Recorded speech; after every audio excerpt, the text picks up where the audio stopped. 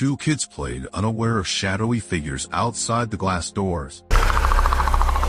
This is a zombie-infested wasteland. The zombie virus has lasted 6 years. Somehow, the siblings have survived in this isolated villa. Not everyone could do that. They face far greater dangers than you'd think. One day, a couple pulled up to the villa. Jim greeted them with a toy gun. "Where are your parents?" the man asked. Jim remained silent, so he smiled and said, "See you next time." Jim and his sister locked all doors and windows that night.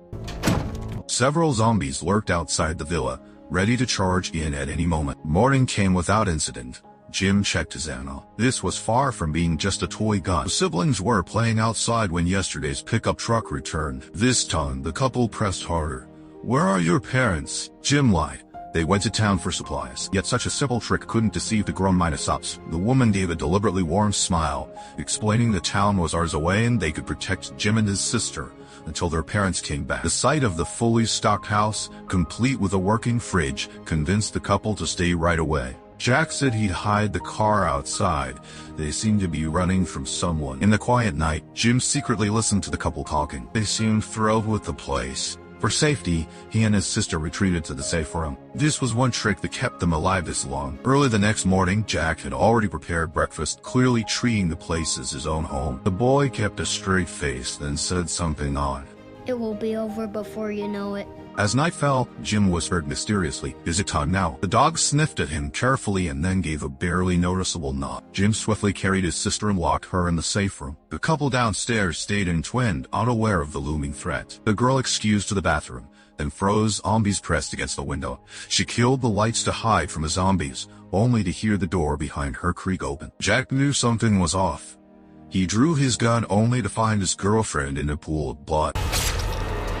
The couple vanished without a trace while Jim and his sister kept playing as usual. This wasn't their first rodeo with trespassers. Meanwhile, a long-haired man trekked through the woods. Traps dotted the snow. He followed the trail straight to the villa. A girl suddenly appeared before him. The man was still dazed when a sudden sting pierced his neck. A tranquilizer dart had struck him. It was Jim who took action. Clearly, this was one of his survival tactics. The man woke up to find Jim pointing a gun at him, waiting impatiently. They learned that his name was Adan, a special ops soldier, just passing by. He was on his way north to find his wife. Jim hesitated, sensing something unusual about the man before him. He sought neither food nor medicine, only to retrieve his own weapon. Jim saw his chance and asked Adan to help power the villa. Adan looked curious and asked where your parents went. This time, Jim told the truth. He said his father was a scientist who vanished long ago. Her mother works as a security agent on a mission and should be returning any day now. Adan stood frozen before the treadmill, shocked to find the villa relied on human running for power. When a zombie appeared outside, Adan instantly grabbed the disc and charged. Adan came back bloodied after killing the zombie. Jim screamed, "Why'd you kill him? This bulletproof glass can withstand any zombie horde." Though scolded by Jim, Adan still felt deep pity for the poor siblings. He stepped onto the treadmill to generate power for the house. As dawn broke, Adan was completely worn out from the night. Jim's little sister appeared, circled him a few times, yelled "EW, you stink," before running off. Adan went to shower and the girl brought him a hair clip for his hair. Jim had already left the villa at dawn to inspect the traps around the area as usual. This kept the zombies safely away. Yet another twitching walker got caught in the trap. After breakfast, Adan walked to the old workspace of Jim's mother. Among the photos on the table sat a car key.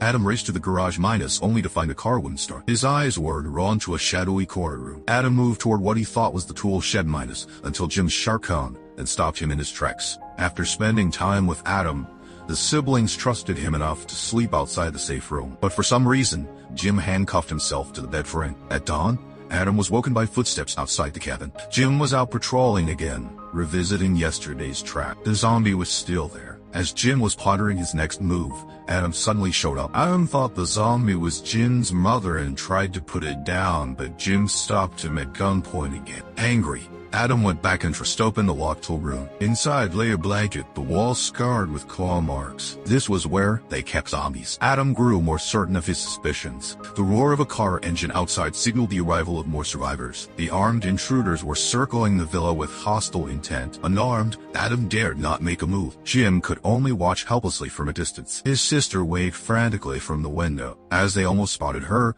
Adam swooped in and pulled her to safety. Jim let out a long deep breath. The robbers found all doors and windows locked, so they eventually drove away. After this incident, Jim placed complete trust in Adam and handed his weapon back to him. Adam knew he should leave yet felt strangely reluctant. His wife's voice called to him in dreams again. When Adam woke, he decided to take Jim and his sister along to find his wife. This way he could find his wife while keeping the siblings safe. Jim refused without a second thought. He stayed to wait for months. Suddenly, noise outside. Yesterday's robbers were back with reinforcements, and they'd taken the sister hostage. As the standoff continued, gunshots suddenly rang out from nearby. 2 robbers dropped. Adam dashed forward to grab the sister. The shooter? Jim's mother, the secret agent. Adam was shot in the chest by the robber and collapsed instantly. Adam suddenly woke up after an unknown time. His chest wound had healed, but he was bound with a rope. Jim's family upstairs kept waving nonstop. Bewildered, Adam entered the house where Lena revealed the truth. Regular zombies lose higher brain functions, driven only by hunger. But there exists a rare kind of infected. Their minds remain fully human while inheriting zombie resilience capable of healing all injuries and diseases. The trait off, severe injuries or time can trigger a feral rage. They then blend in with regular zombies. Adam suddenly realized, could he be the legendary special infected they spoke of? Lena nodded her head in firm agreement. Otherwise, he'd have died from the gunshot instead of briefly going berserk and waking up fine the next day. Then Lena revealed an even more shocking truth about their condition. The boy Jim was a special infected too, just like him. The couple that night was killed by Jim during his berserk state. No wonder he straps himself down at night. Adam wondered if there was no way to foresee berserk attacks. Lena said Jim's dog was specially trained to detect subtle scent changes before his berserk episode. Adam gazed at the claw-marked room, Jim's berserk hideout during transformations. A car engine roared in the distance. Lena, cradling her daughter, faced a militia group. She seemed familiar with their leader, Whitebeard. His daughter eloped with a smooth talker. The worried old father took his men and searched all around. Lena promised to let him know if she spotted them. Whitebeard grudgingly took his men and left. That night, Adam brought up the villa's origins. Lena stated that the NSA had foreseen the zombie outbreak years ago and built thousands of these remote shelters in isolated locations as a precaution. The shelters were built with reinforced materials and an independent power system for full self-sufficiency. Adam felt a pang of guilt, thinking Lena could have saved more lives by warning the public earlier about the outbreak. Lena shook her head helplessly. Jim and his sister had congenital heart disease. Jim's father, a biologist, was among the first to discover the zombie virus. Knowing Jim wouldn't survive past 3, he gambled by injecting him with the virus and wittingly creating a special infected. Jim's father was bitten during his berserk outbreak. When he succumbed to the infection and became a regular zombie, Lena was forced to end his life herself. Adam was filled with admiration for the mother after hearing her story. He was eager to do his part for this little family. The family gradually came to rely on this dependable man in their lives. When the dog suddenly barked twice, Jim knew a berserk episode was coming. The door closed and agonizing screams soon echoed from within. Lena's heart was in agony, yet she could only wait silently by the door as time crawled by. Adam stepped up to relieve her. Having a man around had its perks. Then out of nowhere, the little sister collapsed while playing outside. Lena realized her sister had a heart attack. Their makeshift medical supplies couldn't save her. Adam suggested infecting her like Jim, but Lena refused outright. Jim's survival was a fluke, and he'd suffered terribly for it. In the end, they chose to let her go peacefully. After saving berserk Jim, the family stayed with their sister to the end. Adam, too, knew it was time to go. Despite Jim and Lena's pleas, he set out to find his wife, unwavering. Losing to family members made Lena unhers and feel the house was strangely hollow. In the nearby woods, Whitebeard's men stumbled upon Jack's hidden car. Fate intervened. The couple who took the villa were Whitebeard's targets all along. The nearest inhabited place to the hidden car was Lena's villa. Whitebeard went back to search the villa. Adam, asleep in the snow, woke to the sound of hurried footsteps. When the noise stopped, he ran out to find the snow covered in footprints. The vehicle was headed straight for Lena's villa. A deep unease seized him and he quickly retraced his steps. From afar, he saw the villa swarming with militia. Whitebeard demanded his daughter's whereabouts. His men found the small belongings his daughter left here. Lena couldn't explain this away. Meanwhile, Adam slipped past the guards and made it inside. He found Jim in the kitchen.